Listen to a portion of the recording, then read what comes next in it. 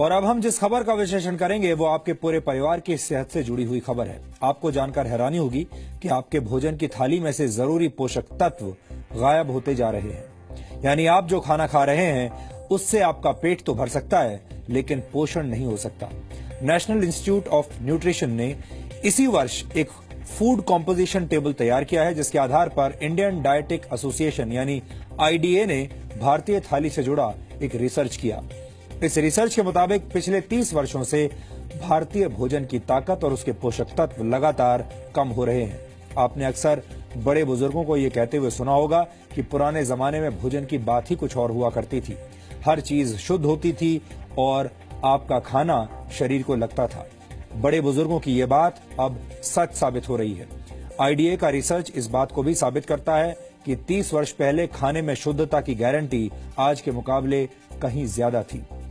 IDA के मुताबिक गेहूं में 9% कार्बोहाइड्रेट कम हो चुका है। इसके अलावा बाजरे में 8.5% कार्बोहाइड्रेट कम पाया गया है।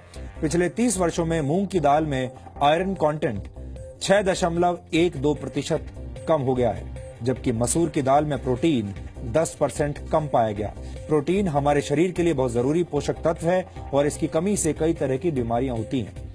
आटे और दाल के बाद सबसे ज्यादा इस्तेमाल होने वाली सब्जियों को भी चेक कर लीजिए। नए जमाने के आलू में विटामिन बी, मैग्नीशियम और जिंक की मात्रा पहले से कम पाई गई है। टमाटर में विटामिन बी, आयरन और जिंक की मात्रा में 66 से 73% तक की कमी देखी गई।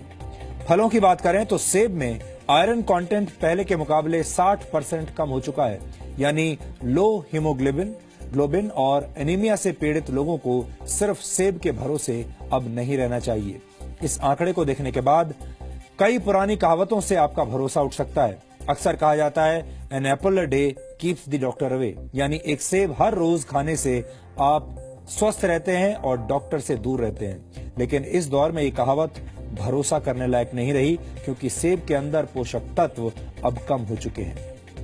आईडीए ने इस रिसर्च को तैयार करने में नेशनल इंस्टीट्यूट ऑफ न्यूट्रिशन के फूड कॉम्पोजिशन टेबल का इस्तेमाल किया है। एनआईएन ने 528 तरह के खाद्य पदार्थों में मौजूद 151 पोषक तत्वों की जांच की है। इस इंस्टीट्यूट ने 30 साल पहले भी एक फूड कॉम्पोजिशन टेबल तैयार किया था और उस समय के खाद्य पदार्थों में न्यूट्रिशनल वैल्यू आज की तुलना में काफी ज्यादा थी। एक्सपर्ट्स के मुताबिक खेतों में पैदावार बढ़ाने और फसल को बीमारियों से बचाने के लिए पेस्टिसाइड्स और खाद का ज्यादा इस्तेमाल किया जाता है और केमिकल के ज्यादा इस्तेमाल से भारत की मिट्टी में पोषक तत्व लगातार कम हो रहे हैं, जिसकी वजह से खेतों में उगने वाले अनाज, सब्जियों और फलों के पोषक तत्वों में भी गिरावट आ रही है। भारत की मिट्टी में जिंक की मात्रा 43% कम हो गई है। इसी तरह बोरॉन 18.3%, आयरन 12.1%, मैग्नीशियम 5.6% और कॉपर 5.4% कम हो गया है।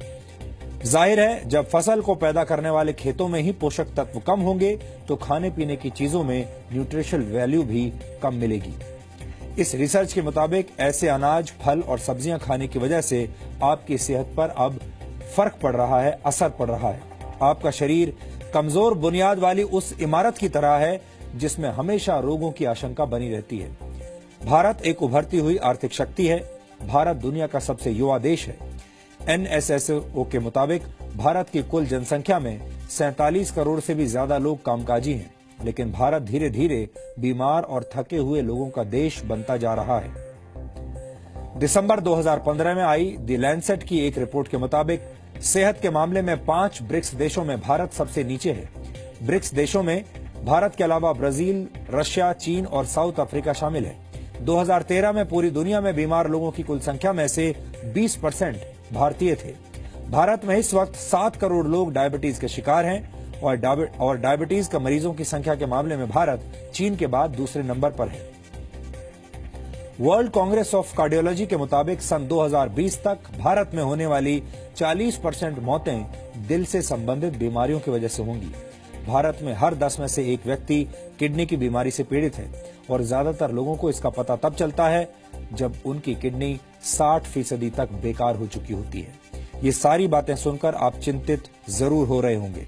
आप सोच रहे होंगे कि एक तरफ भारत के लोग बीमार हो रहे हैं और दूसरी तरफ हमारे भोजन के अंदर मौजूद पोषक तत्व भी कम हो रहे हैं। ये एक तरह से दोहरी मार है। लेकिन इस